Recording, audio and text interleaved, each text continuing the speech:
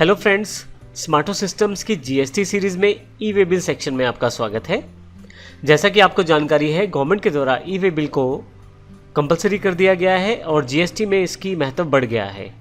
तो इस पूरे सेशन और इस पूरी सीरीज़ में हम ये सीखने वाले हैं कि ई वे बिल है क्या, उससे संबंधित कौन कौन से मुख्य इश्यूज़ हैं जो हमें समझने ज़रूरी हैं, इसको क्यों इशू किया जाता है, कब इशू किया जाता है, कौन इसे इशू करता है।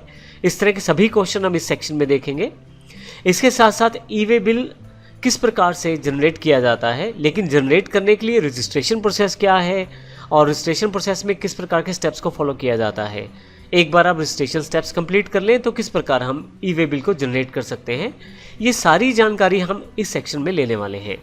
जीएसटी की इस ई वे बिल सीरीज़ में ये पहला भाग है जिसमें हम जीएसटी के ई वे बिल को समझने की कोशिश करेंगे और देखेंगे इसमें कौन कौन सी इंपॉर्टेंट बातें हैं जिसका हमें ध्यान रखना है ई वे बिल के साथ कार्य करते समय।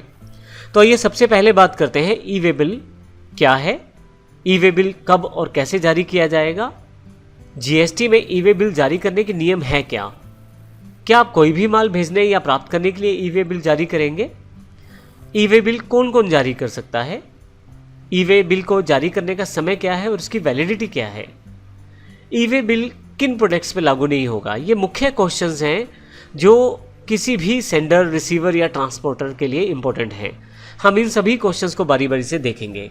सबसे पहले बात करते हैं जीएसटी में ई वे बिल है क्या।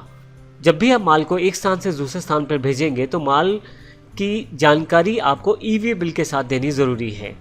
ई वे बिल एक्चुअली एक इलेक्ट्रॉनिक बिल है जो जीएसटी पोर्टल पर जाकर आपको फिल करना है, जिसमें आपको उस माल के भेजने वाले की जानकारी, प्राप्त करने वाले की जानकारी, किस स्थान से माल जा रहा है, किस स्थान पर माल पहुंच रहा है, साथ में किस ट्रांसपोर्टेशन मीडियम के द्वारा आप उस माल को भेज रहे हैं। तो इस तरह से सारी जानकारी आपको जीएसटी में ई वे बिल के साथ देनी ज़रूरी है। इसमें यह तय करने के लिए कि जो माल आप भेज रहे हैं उस पर सही तरीके से जीएसटी लगा है या नहीं, इसको जीएसटी ऑफिसर चेक कर सकते हैं और उनको चेक करने के लिए सबसे बड़ा टूल ई वे बिल है।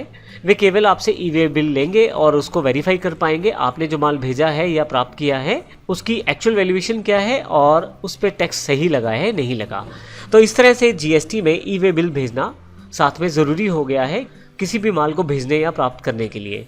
इससे पहले इसी ई वे बिल को वैट में रोड परमिट के रूप से लागू किया गया था, लेकिन अब जीएसटी आने के पश्चात इसको ई वे बिल के रूप में प्रॉपर्ली जारी किया गया है।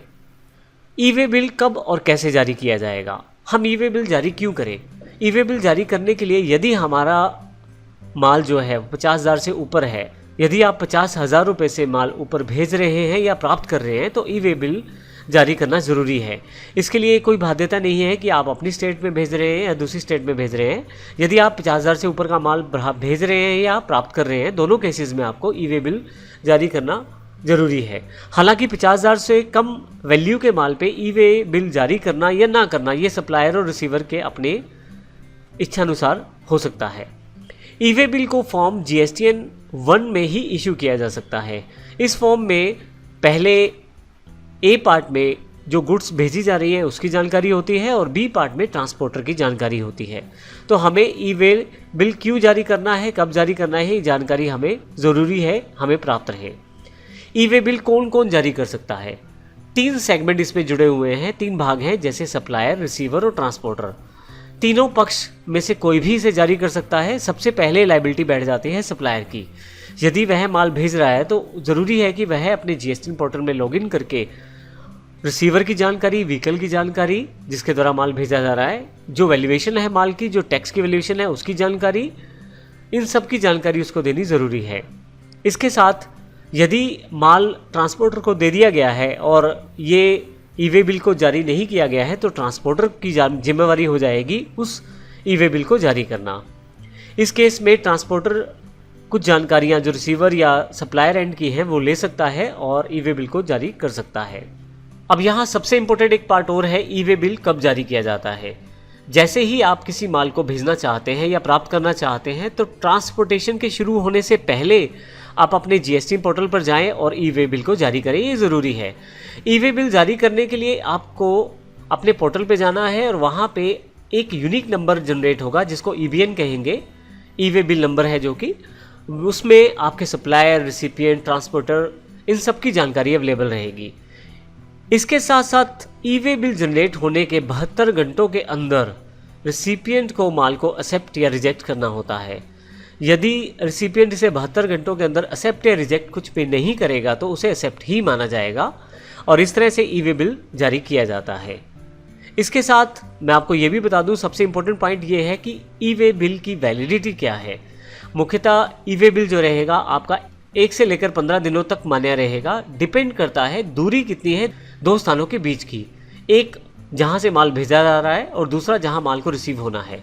मान लीजिए 100 किलोमीटर के भीतर की दूरी है तो केवल 1 दिन की वैलिडिटी रहेगी इस ई वे बिल की। यदि दूरी 100 किलोमीटर से लेकर 300 किलोमीटर के बीच में है तो 3 दिन, 300 किलोमीटर से लेकर 500 किलोमीटर है तो 5 दिन, 500 किलोमीटर से लेकर 1000 किलोमीटर के बीच में दूरी है तो 10 दिन, और यदि दूरी 1000 किलोमीटर से ज़्यादा है तो आपके ई वे बिल की जो वैलिडिटी रहेगी वो 15 दिन रहेगी। तो इस तरह से ई वे बिल जो है वो एक वैलिडिटी के साथ ही लागू किया जा सकता है और यह निर्भर रहेगा दूरी के ऊपर कि कितनी दूरी है दो स्थानों के बीच की भेजने और प्राप्त करने। यहाँ तक हमने ई वे बिल की इंपॉर्टेंट जानकारियाँ ली हैं। इसके अलावा किन किन प्रोडक्ट्स पर जून 2018 तक किस किस प्रोडक्ट्स पर ई वे बिल लागू नहीं होगा उसकी जानकारी भी मैं आपको यहाँ पे दे देता हूँ, जिसमें जुडिशियल और नॉन जुडिशियल आइटम्स रहेंगी। पूजा सामग्री, jewellery, raw silk, LPG, Indian flag, human hair, kajal, cheque, municipal waste, stamp paper, newspaper, khadi, kerosene, heating aids, currency या कॉन्ट्रासेप्टिव, इन सब पर ई वे बिल लागू नहीं होगा।